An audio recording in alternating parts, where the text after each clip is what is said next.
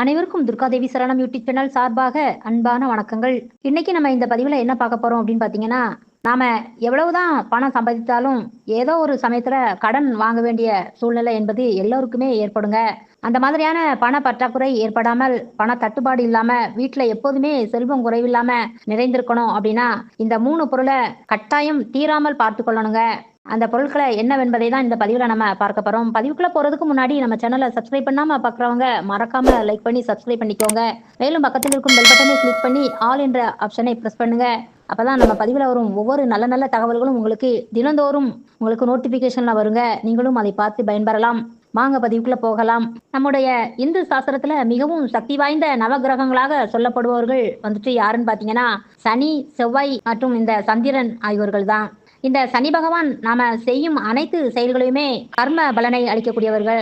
சந்திர பகவான் நம்மளுடைய சிந்தனைகளையுமே எண்ணங்களையுமே தெளிவாக வைத்திருப்பவர். செவ்வாய் பகவான் என்பவர் நமக்கு கடன், நோய், செல்வம், நிலம் இதை எல்லாத்தையுமே அருள் புரிபவர் இவர்தான். செல்வத்தின் அதிதேவதை என்று நம்ம மகாலட்சுமி சொல்லுவோம் இல்லையா? அவரின் ஆசி பெற்றிருந்தால்தான் நமக்கு செல்வத்தின் குறைவு என்பதே ஏற்படாதுங்க.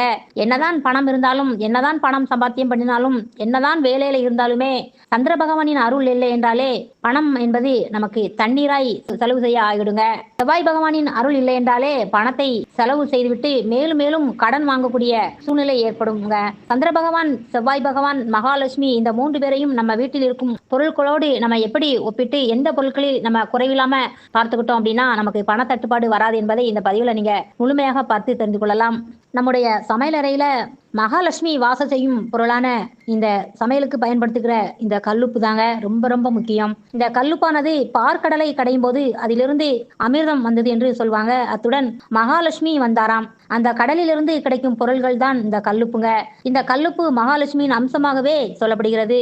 எக்காரணத்தை கொண்டும் கல்லுப்பு வீட்டுல குறைவே குறையக்கூடாதுங்க. அது எப்போதுமே ஜாடியில நம்ம நிரம்பி இருக்குமாறு நம்ம பார்த்துக்கொள்ளணும். அவ்வாறு இதன்படி கல்லுப்பு ஒருவர் வீட்டுல குறைகிறது என்றாலே பணச்சுமை, பண தட்டுப்பாடு என்பது ஏற்பட போகிறது என்று அர்த்தங்க. ஒவ்வொரு வெள்ளிக்கிழமையுமே நம்ம பெண்ணாகப்பட்டவள் நம்ம சமையலறையில கல்லுப்பு எவ்வளவு இருக்கிறது, அதை எப்படி நிரப்பி வைக்கணுங்கிறத நம்ம முன்னெச்சரிக்கையாக கவனமாக பார்த்துக்கணுங்க.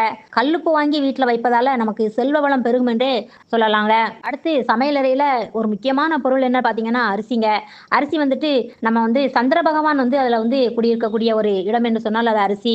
நம்ம வீட்டுல பச்சரிசியோ இல்ல சாப்பாட்டுக்கு பயன்படுத்தக்கூடிய அரிசியையோ நம்ம குறைவில்லாம பார்த்துக்கணுங்க. அரிசி சந்திர பகவானின் அம்சமாக சொல்லப்படுவதால அரிசி வீட்டுல தீர்ந்து விட்டால் உடனேயே வாங்கி அதை நிரப்பி வைத்துக் கொள்வது ரொம்பவும் நல்லதுங்க. சந்திர பகவானின் அருள் இல்லை என்றாலே சரியான முடிவு எடுக்க முடியாதுங்க. கடன் பிரச்சனை, குழப்பம் சேரும். இது மட்டுமல்ல, நம்ம வீட்டுல பச்சரிசியோ அல்லது உணவு சாப்பாட்டுக்காக பயன்படுத்தக்கூடிய சமையலுக்கு பயன்படுத்தக்கூடிய அரிசியோ தீராமல் பார்த்துக் கொள்வது ரொம்ப ரொம்ப அவசியங்க. அடுத்து நாம சமையலறையில் பயன்படுத்தக்கூடிய பருப்பு தோரம் பருப்புங்க. இந்த தோரம் பருப்பு செவ்வாய் பகவானின் அம்சமாக சொல்லப்படுதுங்க.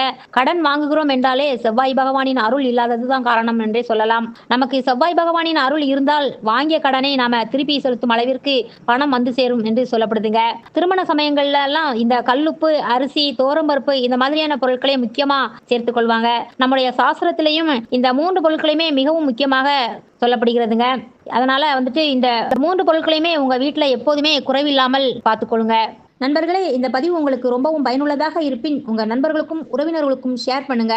மீண்டும் அடுத்து ஒரு நல்ல தகவலுடன் சந்திக்கும் வரை உங்கள் சகோதரியான துர்காதேவி சரணம்.